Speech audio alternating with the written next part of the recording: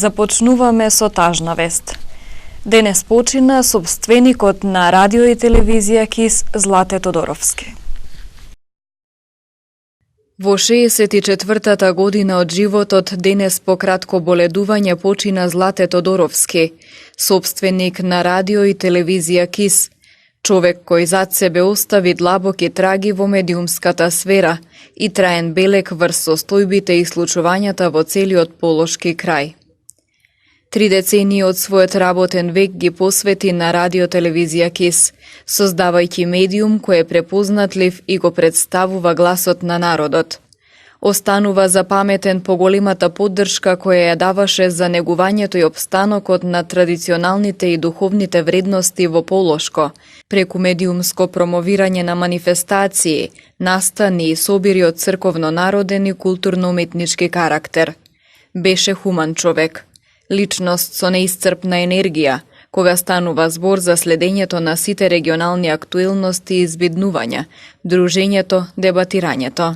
На 31 декември 1993 година започна да зрачи радио КИС, додека не цела година подоцна во април 1994 и телевизија КИС. Како една од првите приватни телевизиски куќи во земјава, телевизија КИС започна како самостоен проект на Злате Тодоровски и набрзо прерасна во водечки медиум во Полог со сериозна редакција, секојдневни вести и собствена продукција од емисии од информативен, документарен и забавен карактер. Телевизија КИС се наметна како пример и репер за необоена, независна и целосно веродостојна телевизија. Целото ова беше постигнато заради личниот интегритет на Тодоровски, кој никогаш не дозволи да се наруши кредибилитетот и независноста на КИС, а воедно не дозволи да згасне единствениот телевизиски медиум на македонски јазик во Полог. Смртта на Злате Тодоровски за најблиските, роднините, колегите, соработниците и пријателите донесе голема тага. Се простуваме од него во спомени кои остануваат вечно, да не подсетуваат на неговиот живот, работа и дела. Злате Тодоровски ќе биде погребан на православните гробишта во родното место Жилче утре 18 август во 13 часот.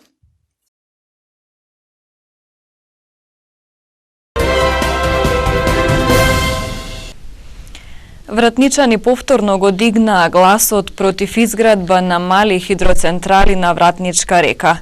Велат дека нема да дозволат да се реализираат ваквите проекти, кои само ќе нанесат штета на нивното село.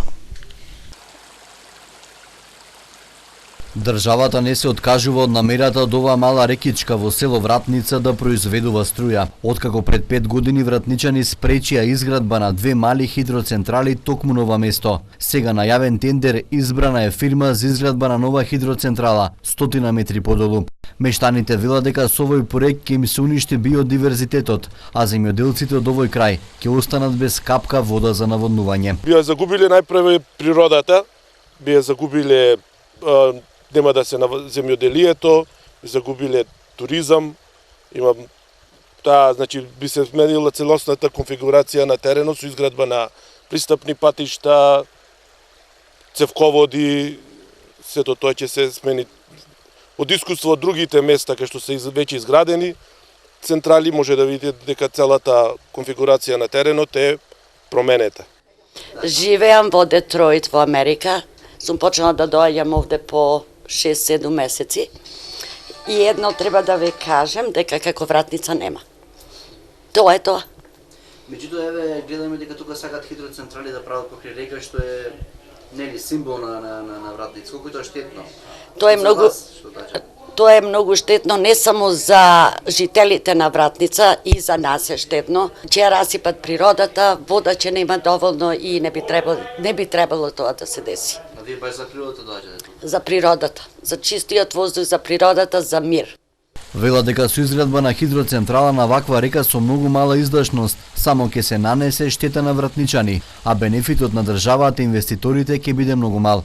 Сметаат дека реализацијата на вакви проекти има за цел да се иселат и тие мештани кои останали да живеат во Вратница. Весно се прави ова, видите сами, овдека нема вода, нема централа, овде нема струја. ова е поројна река, кога еден малку поголем дошава, носи карпи и све носи. Меѓутоа, тоа и ние загрижени сме, како што реков, ќе го дигнеме гласот, ќе учиниме све, да го убедиме надлежните во државата дека не се пре нешто добро, уствари се пре лошо за Вратница. На изградбата на хидроцентралата на Вратничка река се противат и жителите од околните села кои се директно зависни од реката. Велат дека заедно со вратничани нема да дозволат да се уништи еден од најубавите предели во Тетовско и со жив штит ќе ја бранат реката, ако се започне со било какви градежни активности. За одлуката да се гради нова хидроцентрала и штетните последици од неа, местната заедница од селото ги информирала сите надлежни министерства, но досега оттаму нема добиено никаков одговор. Поради топлото време зголемен е ризикот од појава на пожари на отворен простор. Надлежните нагласуваат дека граѓаните мора да бидат крајно внимателни и одговорни кога се наоѓаат во природа, за да не предизвикаат пожар. За намерно палење на шумите предвидена е казна затвор од 6 месеци до 8 години. Високите температури во голема мера го креваат нивото на потенцијалните опасности за пожари на отворено. Искуството на надлежните кажува дека причината најчесто е човековото невнимание, а има и случаи на намерно палење на шумите. Од подрачното одделение на Дирекцијата за заштита и спасување во Гостивар нагласуваат дека луѓето мора да бидат внимателни и одговорни кога се наоѓаат во природа, за да се намалат ризиците од избувнување на пожар. Па секако прво треба совеста на граѓаните, оти тоа не се шумите само на македонски шуми, туку тоа е богатство на сите нас. Во случај ако бидат на излет огинот кај што го палат, после треба да го обезбедат, да го изгаснат или со некој помал појас да биде заштитено, да не се пали до близу во шумата, да не се фрлаат од пушоци. Поголем дел од настанатите пожари во шуми се предизвикани од човечки фактор, дури и намерно имаме предизвикување на пожари, што тоа се следи, меѓутоа тешко е да се фати причинителот на толкова голема површина. Дирекцијата за заштита и спасување изминатиот период спроведе кампања за намалување на ризиците од пожар на отворен простор. Вработените делеа брошури и поставуваа постери со соодветни препораки и совети за граѓаните. Во кампањата беше опфатен и Гостивар. Целта на кампањата е не само да се делува превентивно, туку и едукативно преку поттикнување на свеста на населението за сите можни ризици што може да ги носат пожарите како природна непогода и до непожелни катастрофи. Во соработка со Министерството за внатрешни работи и Министерството за земјоделие, шумарство и водособранство се одредија превентивни мерки до уште во март, со тоа што се донесе забрана за движење во шумите, освен на вработените во националните паркови. Законот предвидува строги казни за предизвикувачите на пожари, и тоа затвор од 6 месеци до 8 години, зависно од видот на пожарот, околностите и последиците од него. Од Општинскиот комитет на ВМРО ДПМН од Тетово денес одржаа пресконференција за медиумите. Изминува третата загубена година откако е на власт оваа неспособна елитистичка и корумпирана коалиција на СДСМ и ДУИ. И на централно и на локално ниво. А тие дури сега се сетија дека во оваа држава има граѓани кои имаат своји проблеми и потреби. Оваа владеачка гарнитура ветуваше живот во Македонија и даде безброј ветувања. Доколку ги заборавиле, ќе ги подсетиме. Ветуваа враќање на иселените, 500 евро месечна просечна плата, 100.000 денари плата за лекарите, поголеми пензии, бесплатно болничко лекување, странски инвестиции, нови вработувања, реконструирани улици, нови булевари, катни гаражи, почист град, среден сообраќајен хаос и спортски сали. Меѓутоа, се што вети оваа ќе влада излажа. Единствено што успеа е обезличување и понижување на македонскиот народ и држава.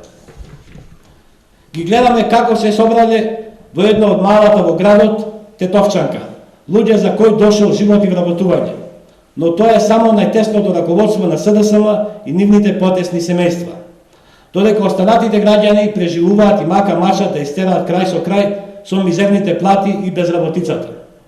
Почитувани, тетово се иселуваат цели семејства, како никогаш досега, на што сме сведоци секојдневно, а и тие што не заминале бараат начин да заминат. Тоа е за жал наши сограѓани суровата реалност денес во која живееме. Затоа, оваа неспособна влада во која приоритети се партиските и личните интереси мора час поскоро да си замине. Ги повикуваме сите граѓани да ни се придружат во оваа наша заедничка борба, за да ја вратиме државата на вистинскиот пат и да ја вратиме изгубената надеж во секој наш дом. Народот и ВМРО ДПМН ќе победат на предвремените избори. И да, одговорност ќе има. Никаков компромис за никој кој се огрешил спрема законот, кој злоупотребил народни пари без разлика кој да е. Октоподот е во слободен пат. Доаѓа обнова на Македонија. Ви благодарам. Независниот синдикат за образование и наука денеска ја поздрави одлуката на владата и Министерството за труд и социјална политика да ја зголемат платата на вработените во градинките. Сметаат дека платите на просветните работници се под просекот на просечната плата во државата. Бараат од владата и од Министерството за образование и наука зголемувањето на платите на просветните работници да биде слично или исто како зголемувањето на вработените во градинките. Идните геранци немат мотивација никаква да студират. И поради овој факт во последно време, имаме недостаток на кадри, особено по некои предмети. Морам да напоменам, голем проблем е да се најде кадар за предметот математика, исто и за хемија, физика и така натаму. Во повеќе училишта, поради недостаток на кадри, се намалуваат работните часови по овие предмети, а во некои училишта можеби овие предмети ќе се укинат, што нема кој да предава. Платите на наставниците се под просекот на републичкиот просек на платите. И затоа ние ко независен синдикат на образование и наука сметаме дека најавените 5% покачување на платите не е решение на проблемите во самото образование.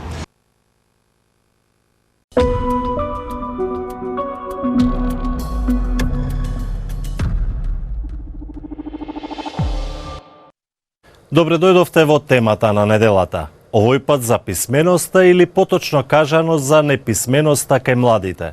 Кои се причините зошто младите имаат се помалку знаења, иако завршиле средно па и високо образование. 50% од младите во Македонија се неписмени или полуписмени, покажа едно истражување. Поразителен податок на кој не му се обрна поголемо внимание. Причини за таквата состојба има повеќе. Од лошото образование, преку кризата на моралот и изместениот систем на вредности, па се до шундот и кичот што се нуди на интернет. Неписменоста на младите е ехо на турбокултурата во која во изминатите 20 на години живее македонското општество, велат стручњаците. Тие укажуваат дека постои криза на моралот и нема ориентир за вредности кон кои треба да се тежне, а во медиумите доминираат големи наслови за корупција, неказнивост, невработеност и изобилство и расфрлање со пари на поединци. Во таков амбиент, резултатите од истражувањето во кое се наведува дека 50% од учениците во Македонија се неписмени или полуписмени, очекувано е дека никого во државата не го вознемирија премногу. Ако имате една голема култура на неказнивост или ако перцепцијата кај јавности, особено кај младите, е дека политичките партии треба да бидат оние кои што ќе водат и оние главни вработувачи, главни понудувачи на перспектива во нашата држава, тогаш имаме сериозен проблем пред нас на кој што мора да се работи постојано. Вели Димитар Низамовски од невладината организација МОВ. Тој посочува дека постојат поголем број млади кои формалното образование го гледаат само како пат кој треба да го изедат, само да се вработат, но оти недостасува и воспитно-педагошкиот елемент на образованието. Професорите велат дека проблемот на неписмени млади луѓе е последица на тоа што државата возможува слаба материјална поддршка за образованието и воопшто за јавниот сектор, а дека мотивацијата на професорите е ниска со оглед на вплатите, а на факултетите доаѓаат се послаби генерации. Универзитетскиот професор Ило Трајковски вели дека за жал во македонското општество се помалку се ценат вредностите како што се знаење, образование и култура и дека за напредок постои впечаток дека денес се потребни други нешта. Се менува системот на вредности, ние формираме генерално во сите сегменти турбокултура. Не е битно знаењето, не е битно вештините што ги стекнуваат луѓето. Битно е да дојде до некакви јасно една-две цели, пари и моќ, а начинот на кој што ќе дојде не е важен. Знаењата не се тие кои што ги квалификуваат луѓето да добијат позиција, да речем, во јавниот сектор. Стручњаците велат дека проблемот на неписмени или полуписмени млади луѓе и во нивните родители, објаснувајќи дека односот кон книга, образование, сопствен јазик, култура на светот е однос кој што се образува од домот и е работа на домашно воспитание. Ти исто така велат дека сега луѓето може да дојдат во допир до знаење и преку интернет, но дека проблемот на интернетот е што продуцира и голем број на шунт, кич, ѓубре кое е нафрлено во форма на информации. Информациите никогаш не се знаење, велат експертите кои забележуваат и дека луѓето веќе немаат концентрација да прочитаат ниту една страница од книга. Тие заклучуваат дека податоците за неписменост на половина од младите во Македонија се погубни и зборуваат за целосна ерозија на моралниот систем. И во соседна Бугарија системот на образование според последните истражувања не ги дава посакуваните резултати. Таму пак главен проблем е како да се навикнат младите да работат и тоа уште додека учат. Надминувањето на така наречената работна неписменост, според работодавачите, ќе биде од пресудно значење за побрз развој на бугарската економија. Владислав Николов со срамежлив младежки изглед и работна униформа им припаѓа на ретките во Бугарија – чираците. Трябва задължително всички ученици по тази специалност да се занимават, да идват по практики тук в фирмите, защото повече работи се научават. Според Евростат, во Бугарија 15% од младите на возраст од 15 до 24 години не посетуваат училиште, не работат или не посетуваат курсови, што е за 5% повеќе од европскиот просек. Оние кои се на училиште пак воопшто не се обучуваат со потребните вештини за работа, се жалат работодавачите. Комбинацијата на стручно образование со обука на работното место е одамна воспоставена практика во земји како Швајцарија, Германија и Австрија и представува клучен фактор за виталноста на нивните пазари на труд. Но Бугарија ваквите шеми ги започна пред некоја година со цел да се справи со се поголемиот недостиг на работна сила. Николов е еден од тројцата 17 годишници кои беа прифатени во Габинвест, фабрика за ловечки пушки од Габрово на северот на Бугарија. Оваа брзорастечка компанија очојно бара квалификувана работна сила, вели техничкиот директор Пламен Петков додавајќи. Към днешна дата дефицита на кадри е огромен. Ние търсим всякакви възможности за да попълним този дефицит. Дуалното обучение е една голяма възможност за нас да подберем такъв персонал. Самиот Николов вели дека неговото школување му овозможува да научи повеќе отколку на училиште. Но тој признава дека е тешко да се станува, да се доаѓа на време и да се работи цел ден. Николов минува 2 дена во неделата во фабриката, а други 3 во училиште. Работодавачите се гладни за работници и поради продолбочувањето на демографската криза и големиот екзодус квалификувани работници, откако оваа најсиромашна земја членка на Европската Унија му се приклучи на блокот во 2007 година. Според Обединетите нации, бугарското население од 9 милиони во 1989 година се намали на околу 7 милиони сега. Истражувањата покажуваат дека заедно со IT инженерите и лекарите, исто така има и голем недостиг на возачи, готвачи, келнери, бравари, заварувачи. 17 годишната Стефани Тодорова, чирак во еден ресторан во Софија, вели. Готварството е една изключителна нова реализация за абсолютно всички тинейджери, още повече, че професията готвач се разраства много из България и чужбина и не само. Тоа беше се во ова издание на темата на неделата, во кое се осврнавме на проблемот со неписменоста на младите.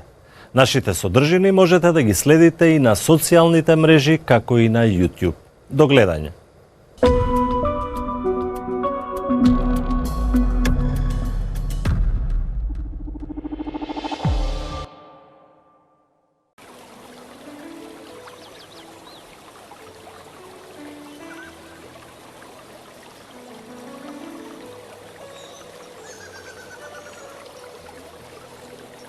Времето денес беше сончево со мала до умерена локална облачност. Дуваше умерен ветер од северен правец. Температурите се движеа во интервал од 11 до 29 степени Целзиусови. Вредноста на УВ индексот изнесуваше 7.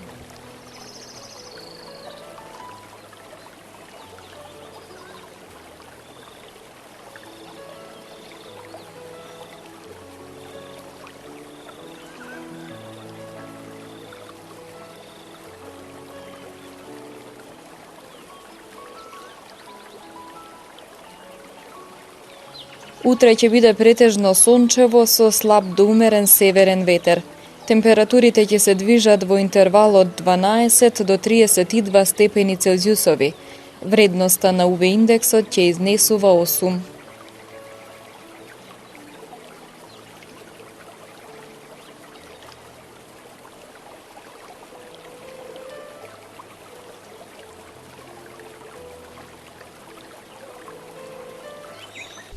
Ги гледавте регионалните вести. Пријатно.